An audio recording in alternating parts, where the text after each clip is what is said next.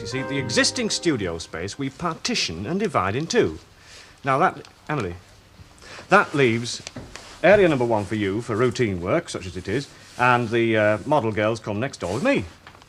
I'm not sure we should divide the studio.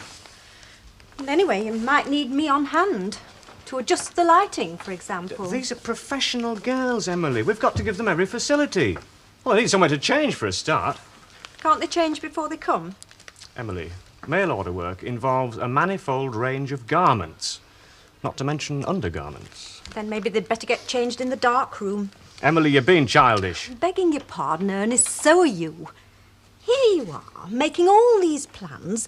The lease runs out in 2 months' time. We don't even know if it's going to be renewed. Well, that's up to Mr. Piggott, isn't it? He holds the lease. Exactly. We're entirely in his hands, and according to all reports, he's an awkward customer. He's also in the building trade. Now, suppose I offer him an option on all the work. He's not going to turn himself out of a job, is he? He does have other strings to his bow. Well, he's a lucky man. Ernest, I know industrial landscapes are a bit inhibiting. It's the world of fashion, Emily, all there within my grasp. All right, I know how excited you are, Ernest, but you must be diplomatic. I mean, he'll be here in a minute. Now, don't overwhelm him with your enthusiasm. Just take your cue from me. I'll try. Right. Now, let's plan exactly what we're going to say. Morning. Piggott's my name. Ernest Bishop, FIBP. Well, just arrived. Oh, Mr. Bishop's been here some time, ages, in fact. Photographed the sunrise, has he? Well, there is and has and always will be a very large bulk of work. As a matter of fact, before Mr. Bishop begins to expand, I would like to say about the expansion that it does, in my opinion, represent a highly economic proposition. How would you know, miss? Nugent. Emily Nugent. And she is very experienced in business matters. She's been secretary to a firm. Fairclough and Booth. That's no recommendation to me, not to anybody. I'm sorry, Mr. Piggott, I would beg to differ. Len Fairclough, he's half puddled. Look who he's partnered with in place of Booth. Talk about the halt and the lame. I think it very unkind, Mr. Piggott, to refer to Mr. Langton's disability. I'll refer to what I want, miss. Do you think you could rustle up a cup of tea, Emily? Oh, that's right, get her out at road. I can't stand doing business with women. Do you take sugar? 3. Right, Ernest Bishop, FB, whatnot. Let's get down to brass tacks. Right. Look, I'm sorry, Mrs. Ogden. By the very nature of our business, there's going to be hair scattered all over the floor. I don't think it justifies a bonus. No. Well, it was just a thought. Everything under control? More or less, yeah. Look, I have to be off. Oh, there is one thing. Do you know a nice, reliable chap who wants a steady job? Not to place those friends of yours again. Yes, I'm afraid so. It's night shift work. I've got the details somewhere. Are you driving in that coat? No. It gets very muddy, and I usually wind up outside the car, pushing it. There you are. Work's a blessed comforter. It's a blessed nuisance. No, in times of trouble, I mean. You're working exceptional hard. Hilda, my flower, as a matter of fact, I am. And it's got nothing to do with Anita. Oh, no, I never suggested it had, but she has finished with you, hasn't she? That's right. Mm. You know, I think sometimes that's why my Stan doesn't work. He's too contented in himself. Now, if he were miserable, it might be different. Look, I found work for Stan Ogden before. Yeah, I know. And he didn't turn up. But he will this time, I promise. Look, I said reliable, Elsie. It's a responsible job. Why always sticking up for the Ogdens, anyway? Oh, I've just got my reasons, that's all. All right, I'll leave it with you. But whoever it is has to start tonight, all right? Wish me luck on the rally. Luck? And don't forget to watch. Alan! Yeah. You will be careful, won't you? What does your garden say to it all? Well, I've not said much, really. Well, it's not underway yet, divorce. No sense in rushing things. Ooh, did you get that corned beef on? No, it wouldn't budge. You never went much on Len Fairclough, did he, that son of yours? Gordon's grown up a bit since then. Anyway, you're in for a divorce. Len Fairclough's given up his girlfriend. Don't tell me you've got no hopes and dreams. And if I had Mrs. Sharples, I wouldn't discuss them with you. Nor anybody. No. If you spell things out before they happen, there's a fair chance they never will. Better to take things as they come. And that's where you mean to go on, is it? Yep. If I can. You can't keep your hair in order. You should take to wearing a hat. Oh, yes. Yes, it goes like this in time of stress. I knew you were up to no good with Ernest Bishop. Well, in a manner of speaking, I've prejudiced his chances with Mr. Piggott by putting in my oar. That Piggott fella's got a mind of his own, and it's rarely changed with the likes of you. Now, have you come in to buy or just to bewail? Packet of dried bananas, please, Mrs. Sharples. I find they tend to calm me down. That Piggott sees what he wants and goes out to get it, like that time he set his sights on Jerry Booth and wheedled him out of Len's yard into his own. Yes, I seem to remember. And devious into the bargain. He waited until Len absented himself for no good reason. He just simply wanted Jerry, that was all. Well, I hope he decides he wants Ernest. Ernest wants these fashion models, And hence Piggott's the improvement and plans. Piggott's objecting, is he? Well, he's thinking it over. We meet in the Rovers at dinner time. These plans you're on about. As caretaker of the establishment, how will they affect me? Oh, they won't affect you, Mrs. Sharples. They're in the cause of progress, so Ernest says. Progress, Emily Nugent, has affected my life a good deal. It was in the cause of progress that I lost my vestry, the only proper home I ever had. Oh, it won't be a question of, Well, the lease, of course, is up for renewal. So, it might be a question of me losing my home. Yes, I suppose it might. Would you like a dried banana, too? Look, I don't know what you're worried about. It's the best thing that could have happened to you. Oh, it's not as if I wanted to go on working there. Naturally, I'm here now, aren't I? It's just the way he did it, that's all. I mean, I couldn't help having that time off, and he's done me out of pay. Oh, Audrey, money-wise, you've joined us at the right moment. You'll soon make up for what Smith owes you. Why? Because you've been made a partner? Because we are in for a busy time. And belting secretaries are hard to come by, and if they work hard, they get rewarded. I shouldn't let him boss you around. Always a devil for throwing his weight about. I have worked for Ray before, you know. Yeah, fine. Thanks a lot. Yeah. Thank you. Ta-da.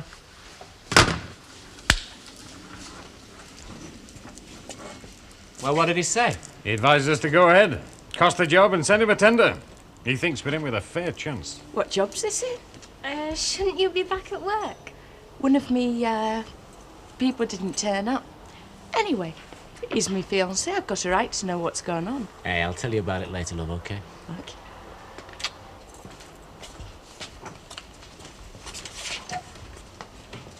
You're in favour, then? Well, why not?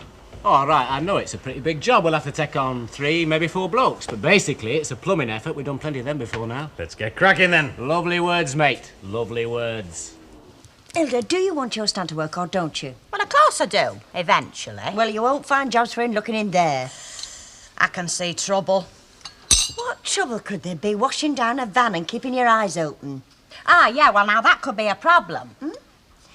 He sleeps during the day, you daft thing. No, I mean, it's dangerous, his night work. Supposing they get raided.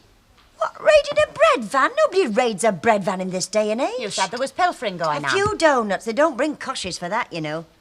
Ah, well, I'll think about it. Oh, no, you won't. Your stand starts work tonight. Don't you start laying the law down about my stand. You've not got him in tow like some I could name. Do you mean by any chance Mr. Howard? If the cap fits. Yes, well, I'm very glad you brought the subject up, Hilda. Because, after all, I have got influence with Mr. Howard. And you do like him, don't you, Hilda? And he is your boss, isn't he, Hilda? And you do want to go on working for him, don't you? Oh, you won't turn Mr. Howard against me. No, but your Stanley might. If has happened what happened the last time when his name was mentioned to Howard, and if, like your Stanley, did not turn up last time... All right, there's no need to go on. Not as green as I'm cabbage looking. Good. Well, I haven't got all day, so I'll leave it in your hands. Oh, well, it won't be easy. Stan never was too keen on the dark. Persuade him, love, like I persuaded you. By sticking him with pins? Yeah, that's how you test for the response. Grab hold of his leg and jab him one. Fascinating. Well, the feeling's definitely coming back. He let out quite a yell last night. What about his spirits, dear? Are they recovering too? Well, he's got the business and that gives him a boost. In fact, he's putting him for a new job. Big deal for a company. Oh, well, it's just a student's hostel. But, you know, if it comes... big. Well, you know, if it comes off, we'll all be laughing. Oh, I've got to dash. Elsie be eating the shampoo. See you, Mrs. Walker. She sounds very full of herself. She certainly is, Jack. Honestly, talking about Ray's business as if Len Fairclough didn't exist. Well, she's engaged to a clever young chappie, you know. Naturally, she's proud. She plays things up a bit, if you ask me. Oh, well, she's a woman. They sometimes do. I'm not being pessimistic, Ernest. Aren't you? No, it's just that I don't hope for very much. Good morning. Can I get you a drink? Sit down. You don't have to put me in a humour, Bishop. I never am. What a shame. Now, you're all right for that studio setup, as long as you don't overreach yourself. Don't backtrack, don't elaborate, and you'll be okay. And the lease, if you don't mind me asking. Well, I'll see it's techno, but don't expect conversion overnight. I've other chickens coming home to roost beside you. Oh, good. Well, I'll be round again this afternoon. Well, then. Ernest, I don't mind how many models you have or where they get undressed. Well, if it isn't Mr. Fairclough. Hey, who's the lady friend? Not the usual, is she? Wouldn't you like to know? What, no introductions? I'm sorry. She's fussy. So am I. Hey, fair dues, Fairclough, fair dues. What was all that about? His name's Piggott. He did the dirty on me once. He's got a point, though. I'm not your usual, am I? Yes, and that's number 53, Johnny Wickham. Johnny Wickham coming through now. And he's having some trouble. Yes, he's having trouble with the climb. As you can see, conditions are worsening. Conditions are very tricky at the moment. And it's 48, it should be. No, it's Alan Howard, number 34. Alan Howard in 5th position. Shut him a minute, love. Look, there's a flaming skid patch. They must be mad. Which is it? Shh, just a minute. And he's in trouble. Number 34 in trouble. Alan Howard in 5th position. Goodness, watch him. And he's lost control. He's over. Alan Howard, number 34. I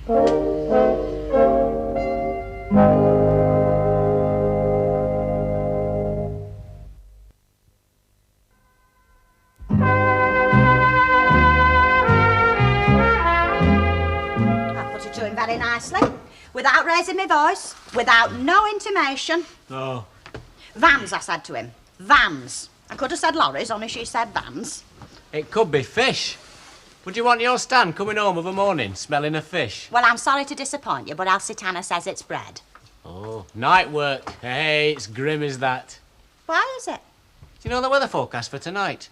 Ground frost. Not ordinary frost, but ground frost. Ground frost and black ice. Not ordinary ice. Black. Very dodgy. Well, never mind about dodgy. He goes tonight or else I lose my job. What, the Rovers? No, the salon. And if I lose that source of income, where would Stanley be then, eh? I don't know, Cassandra. You tell me. In a very unenvious position, that's where he'd be. And why? Because he wouldn't have no money for his booze. That's where it comes from, you know, the salon, so there. He won't like that, you know. Sat in here with you on cocoa, night after night. That's exactly how I put it to him. Only polite, like, you know, with due respect. Is it definite you'd lose your job? As definite as I'm stood here, on authority from Elsitana. And if anybody knows that Alan Howard, I'm sorry to have to admit it, but it's her.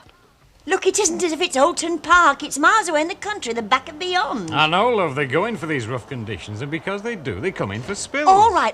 He could have got out of that car and walked away, but I don't know, do I, Len? I just don't know. What did the commentator say? What? What did the commentator say on the telly? Well, he didn't have a chance. They switched to horse racing, right? I thought you'd be more help than What this. do you want me to do? Well, you could have run me out there at least. Look, he could be anywhere, love. The rally, the nearest pub. The best thing is to phone around. Phone where? Hospitals, police. Anyway, I can't just shoot off. I'm too busy. I can't just shoot off like Oh, that. look, Len, look, you brought him here. He's your friend. It's your responsibility as much... Well, he is. All right. I'll do the phoning for you. Now, look, you get back to the shop, because he might ring in. Len, if he does, would... I'll get in touch. Well, how about that for a damsel in distress? I knew she was struck on him, but not that struck. Did Audrey send off for those tender forms? She did. Right, we've got work to do. Hey, don't you tell me about Elsitana, mate, because I know. Ah, it's true. You never know what you can do till you have to. I'm quite the handyman now Gordon's gone. Oh, well, you don't have to worry. No, I know what you mean. Hey, Mr. Walker, have you seen my Stan? Sorry he's given us a miss today. Giving me a miss and all, a slippery beggar. Still, his belly's bound to rumble sooner or later. Thanks, Mr. Walker. Thanks. For telling her an outright lie? All right. So Stan's been in, but I'm not getting involved. There's going to be some muck flying about, and I don't want to catch it, oh no. It's crossed her then. She wants him to go on night work. He won't. He says it's against the law of nature.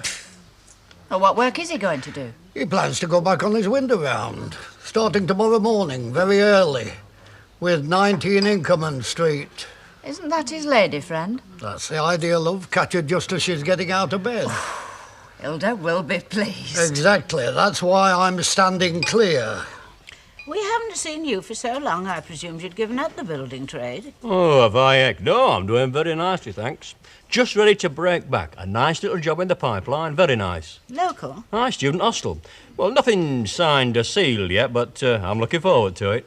Student hostel? Aye, a residential place. I know, you see, no competition. Well, at least, none to bother yours truly. I wonder if you're right, Mr. Piggott, because I have a feeling that you could be wrong. Oh, do you? Yes, because Len Fairclough and his partner, Ray Langton, are contemplating a new venture, and by coincidence, that concerns a student hostel. Does it? It certainly does, of course. I suppose there could be two hostels, I mean, but hardly two successful applicants if it is the same hostel. Mrs. Walker, it's Lucille on the telephone. Oh, excuse me. Jack! Yep. Jack, love, Lucille. Oh, right. Miss Nugent, keep an eye on things. I'll have to queue up or I won't get a word in. Of course, Mr. Walker. Hello, again. I do. I should apologise about this morning. I did rather speak out of turn. Rubbish. A woman of your vast experience, she's every right to speak her mind. I suppose she has. And every right to stick up for her friends. I don't always stick up for Mr. Fairclough, nor Ray, but in the circumstances... Worked for him long, did you? For some time. I've since had to abandon most of my duties due to other calls. You didn't fall out with him, did you? Oh, no. As I was saying, I don't always understand Mr. Fairclough, but we are the best of friends. I still help him out, as a matter of fact, with the odd piece of bookkeeping. I'm sorry, I have to go. About my experience, Mr. Piggott, I'd like to make it clear to you it is only of a certain kind. Oh, you heard any news of Alan Howard? Ah, he's done a disappearing trick. Nobody knows where he is. Oh, poor Elsie must be going spare. She's worried. And aren't you? Nah, he's had spills in motor cars all his life. He's got 9 lives, that fellow. You know, Maggie, what were you saying at dinner time about Anita having second thoughts? I said she might, Len. I didn't. If she did, Mag. If she did, I couldn't. Because it was me that put the kibosh on it. She nearly killed me, you know. I couldn't stand the pace. Ah, you kept up with her, though. For an old un, you didn't I didn't do that badly. No. Mind you, where's the enjoyment in that? It was a bit of an effort. And I'm a lazy beggar at heart. Oh, get on with you. You don't like being pushed, that's what it is. No. It's a mistake, Len, with you. Asking too much. It's all right then, is it? Yes, Len. It's fine. The way it is. You know, he'd get these rush jobs on at factory, and by jingo if he'd ever bothered to send me word. He used to say that if ever he felt in trouble, I was bound to feel the same way. Yes. And when he was took bad for it last time, I knew before they knocked at the door. Thank you very much, Mrs. Sharples. Now, don't be daft. No news is good news, that's all I mean. Yeah. Yeah, well, he could have phoned, couldn't he? Well, happened he has. You've been sat here for half an hour. That's right, I suppose we'd be getting home. Yeah. Well, are you stuck or something? Yeah. And, thanks for everything, Mrs. Sharples. For what, may I ask? For... well, for not going on about the way things are with Alan and me. Hey, it's your life. You do with it what you want. You always have done. Now, wait a minute. Did you promise him his window round? You're joking. Well, Stan says you promised. Said you welcomed him with open arms. Mind you, I did think that were a bit extravagant. Hilda, my little flower, Stanley's been ousted from the windows. He's been replaced. His little wash rag's gone hard as iron, never to be squeezed again. Right. That settles it, then. Thank you very much. Have I been of some assistance then? Oh, aye. There's no way out now. The dozy beggar's got no choice. He's not clocked in yet, you know. No, but he will do. I'm taking him down there myself under escort. And I'll go on doing it all week if necessary, till he gets conditioned to it. He's like a little dog. Don't you be rude about me. Oh, go on, love. Go and get his collar on. Pathetic, her sticking up for that. She's married to him. That's what comes of marriage. You'll learn. What's up with you? Ah, nothing, Stan. He isn't half a lazy slob. You're not. Hey, Ray, if you land that job, will we be rich? No, love, it's only a beginning, but, well, it's on the right track. And what's that then? Getting me home back. Getting me home back on flaming life.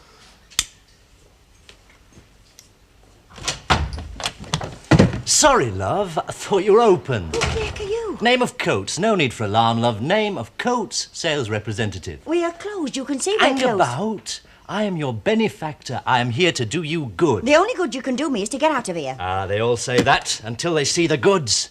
I don't wish to see them, and the boss is away. Look at it. Go on, look in there. One little peek. Airspray. Yes, that's what it is. Now, you ask me. Ask me about the price. Look, the boss is away. Right. Well, here's your chance. Set him up with this and you'll win his heart, because the price, madam, is ridiculous. Will you get out of here? Me? Yes, you. Get out, go. And take your doings with you. It's just that you've come at an awkward time. I'm not that bad to look at, am I? I'm told I've got a pleasant-looking face. You remind me very much of someone I know. Do I? Yeah. Name of Dennis. Has the same job as you. Representative for hairdressing sales. Successful? He is now. Well, that's nice to know. Where there's light...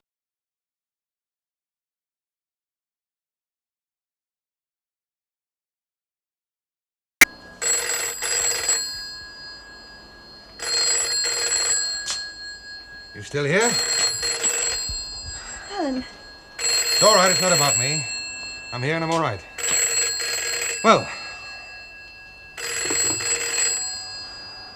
Better put them out of their misery.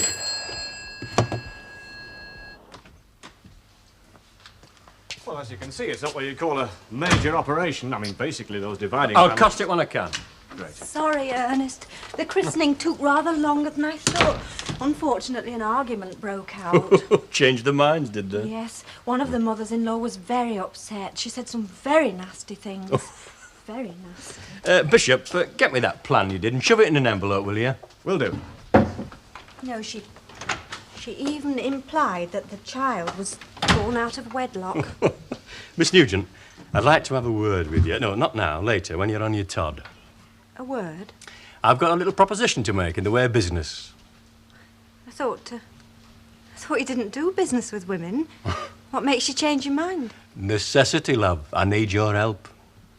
Yes, but I don't see why you should exclude Ernest. Well, what are you then, a pair of Siamese twins? I don't like doing things behind his back. Missy, you haven't done anything yet. Wait till you hear what I've got to say. Oh, ta. I'll be in touch. Yeah, after the weekend. I'll be in touch. Yeah, all that talk about him and what a rogue he was. You don't think he is, then? I think he's played very fair with us up to now. Really open and above board. Yes.